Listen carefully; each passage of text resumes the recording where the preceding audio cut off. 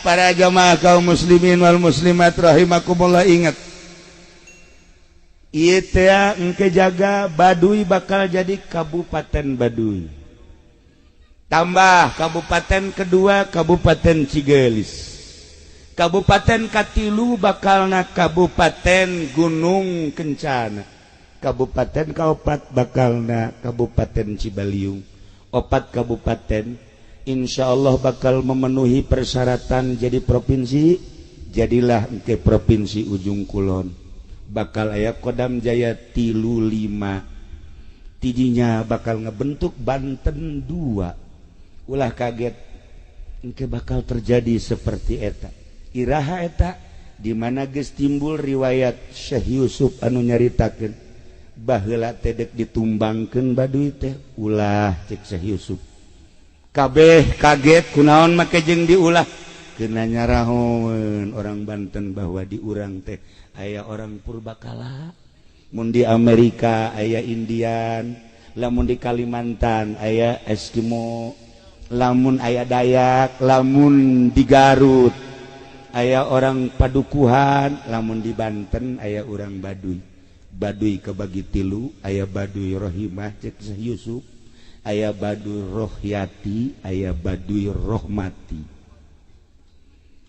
Baduy Rohimah, Baduy anu bakal arasup Islam, nu bakal ngebantu di mana geus terjadi Provinsi Banten 2, bakal terjadi peperangan, nu bakal dibantu ku Baduy Rohimah.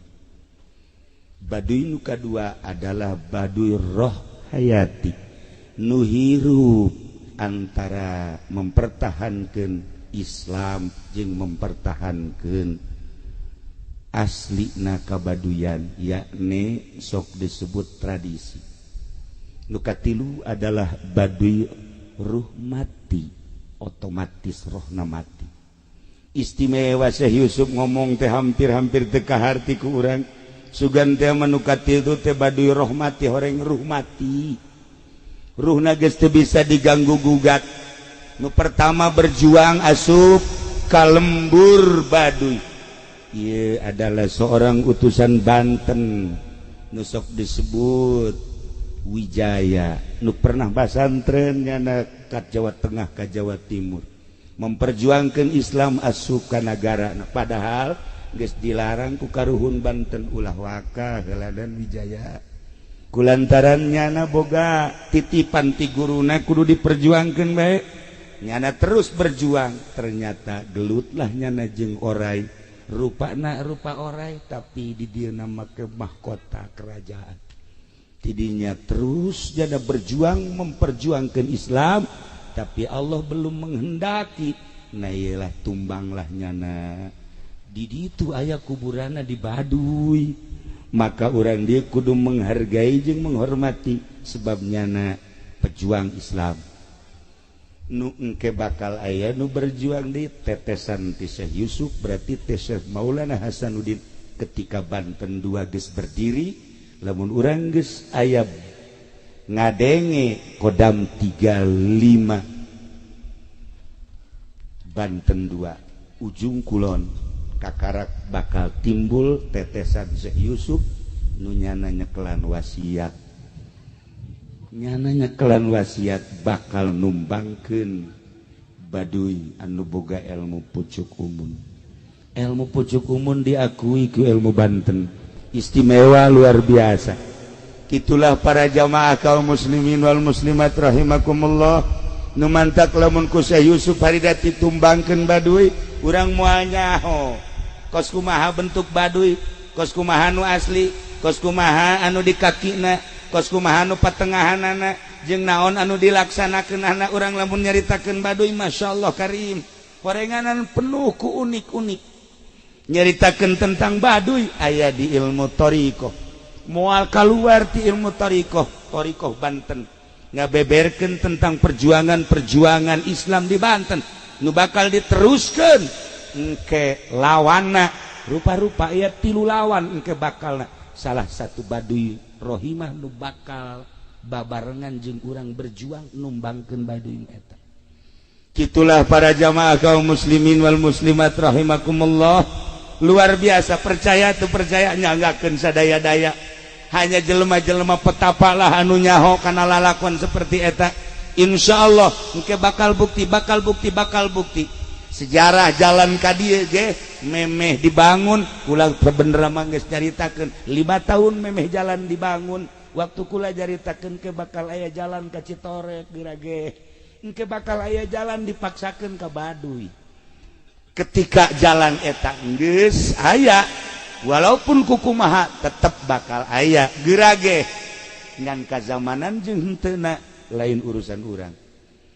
Seputar sejarah ketorikohan Banten, perjuangan Banten masih terus sebab kerajaan Banten secara zahir aya, walaupun encan diakui secara batin mah terus-terusan encan tumbang kerajaan Banten. Ulah dikira Banten tumbang. Engke bakal aya Banten 2 seperti tadi nu dicaritakeunana. Urang lamun nyaritakeun kos kitu sakumaha kolot-kolot urang baheula nyarita. Lamun kolot urang nyarita ke anu kupas amat. Itulah para jamaah ulah sieun nu penting mah rawat bae diri urang, rawat bae keyakinan urang. Eta mah hanya lalakon nu boga lalakon. Sebab aya kesultanan di mana aya kesultanan aya raja, berarti raja teh memperjuangkeun syariat Islam. Atuh meureun kudu aya lawan. Di mana hendak berjuang namun lawan mah atuh ja kiai ge unggal poe teh ieu teh sabenerna mah berjuang terus-terusan we ieu teh berjuang kabogaan lawan unggal poe kula ngalawanan sieu be kabet sabenerna. Aduh luar biasa. Teu daek eleh-eleh sial jasanya nama. Teu daek eleh-eleh jeung teu daek bener-bener. Teu daek batur mah narurutnya naman teu dibabawe ka deulina doang padama. Eta kos kitu. Ieu mah jaka deulina tadi ge pajar nang mawa kula di Tangerang lain. Kula keur berangkat ti leuweung aya kaluar. Nah, cek urang minta mah bangunna urang leuweung ajak ka dia ke mobil urang. Atuh di mobil ge teu biasa ngomongnya mah ngan bareng asup ka Citorek aju jadi kasurupan mah. Ieu mah sebenarnya urang leuweungnya mah. Itulah para jamaah kaum muslimin wal muslimat rahimakumullah. Masya Allah karim, horenganan ilmu teh rupa-rupa nu dicekel ku Kangjeng Nabi, ilmu putih, ilmu syariat, ilmu Islam eta bae diteruskeun ku sahabat, teruskeun ku para aulia Allah, teruskeun ku para ulama-ulama. Berjuang teh make kitab Al-Qur'anul Karim. Di sisi eta aya nu memperjuangkeun ilmu-ilmu hitam. Kabelah dituna jadi tukang sihir, jadi dukun. Atuh mangga bae eta urusan kos kitu mah. Masing-masing ja engke roh maka laluar menghadap Allah ieu. Atuh engke ge aya hidayah.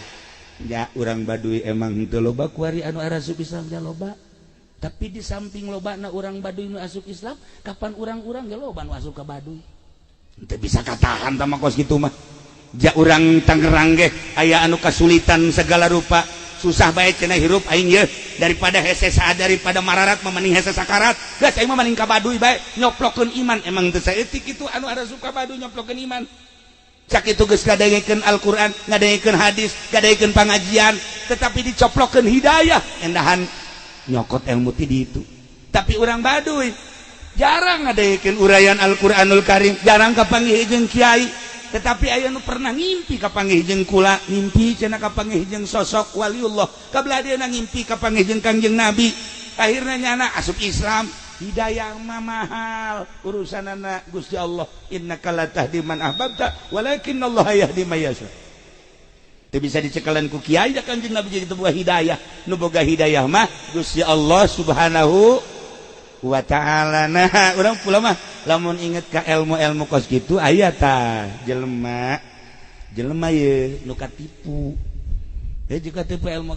atuh aya nu borangan ge sarua katipu bae nu borangan di katipu loba katipu nu borangan aya jelema diondang kanu hajatanana angkatan laut nyana di imah teh ya teleponan jeung babaturanana maka setelanana naon si urang kondangan batik oke geus nyana make batik ngan di benak hatina lantaran angkatan laut makan make serba putih mawanya na setelan putih-putih nu dipakai di imah make batik jelema borangan makan hese akhirna mawa make batik naik beca kan kulantaran hujan ngaririncik jadi batik teh memeh ka beca teh kahujanan memeh ka beca kahujanan jaknya lah di jero beca teh make batik aing daripada make batik membasuh kieu mendingan ganti di jero beca make baju putih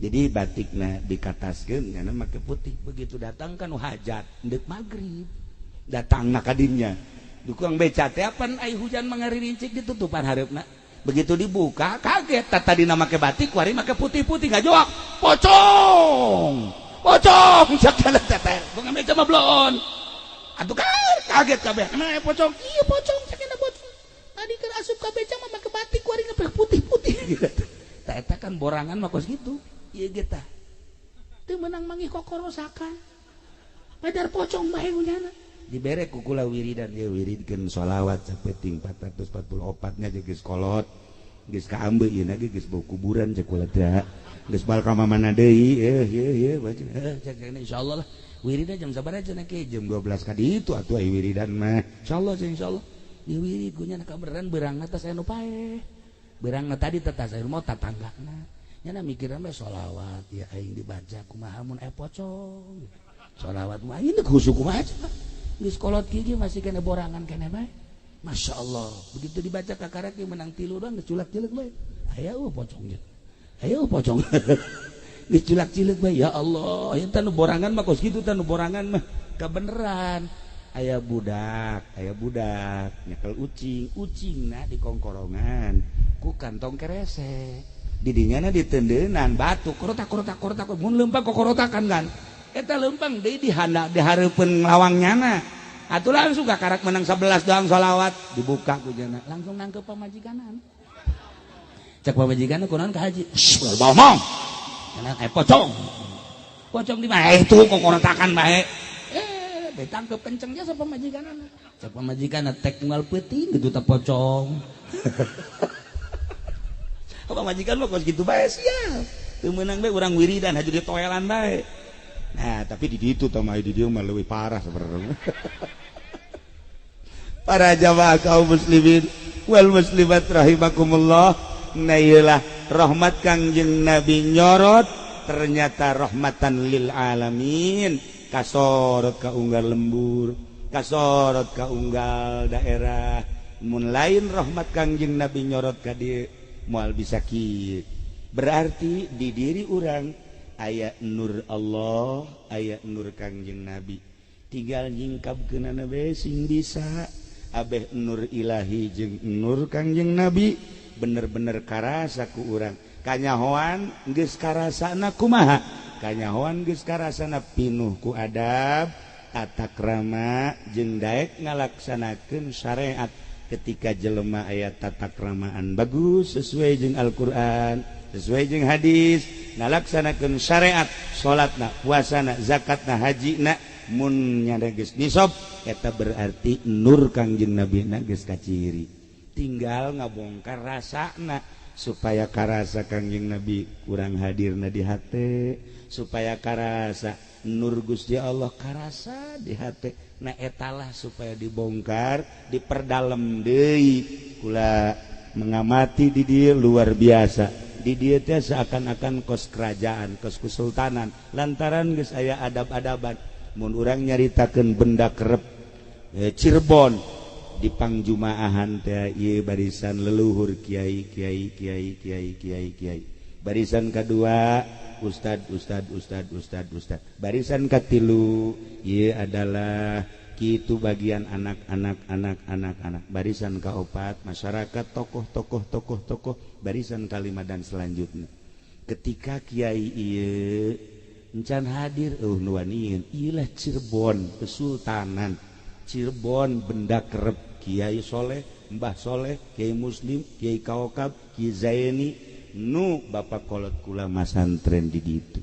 Nyaho sejarah benda kerep, nyaho deui ku ari lalakon di dieu ieu teh adab kesultanan, adab kerajaan, tata krama seperti eta luar biasa. Berarti aya meureun kesamaan antara Kesultanan Cirebon jeung Kesultanan Banten diterapkeun di dieu. Malah di Bantenna nu eueuh ku hari. Malah di Bantenna sepi. Urang asup ka Banten aya adab teu aya. Urang asup ka masjid aya adab teu aya. Malah bercokol di Banten teh perebut. Wallahu alam naon nu diperebutkeunana. Nu jelas urang mah kuari bersyukur ka Gusti Allah masih kene aya tata krama jeung adab-adaban kesultanan, adab-adaban aulia-aulia Allah. Kitulah para aulia Allah. Henteu pernah we ka guru teh suul adab. Henteu pernah we ka guru teh nganyerikeun. Teu pernah, paling negor dengan penuh adab. Dengan adab seperti eta jelema bakal ditaekeun ku Gusti Allah, dengan tawadu bakal ditaekeun ku Gusti Allah. Mantak sabenerna mah di daerah Citorek teh aya kekurangan, aya kaleuwihan. Sarua di daerah mamana ge aya kekurangan, aya kaleuwihan. Geus kekurangan jeung kaleuwihanana urang saring hampura, saring jungjung, saling doakeun. Atuh kula khususna sarombongan ti Tangerang ka dieu silaturahim inti nama jalain rek ngaji-ngajiteun rek neleparawan urang di we sugan aya padahal mah pamajikan gue lagi milu sebenarnya mah ngan ieu mah nanyakeun parawan ge lain jangkul lajang ieu we nu kararieu ye atuh sia mah modekeun urang dina ge sanu daekeun jing wis kitu amat jing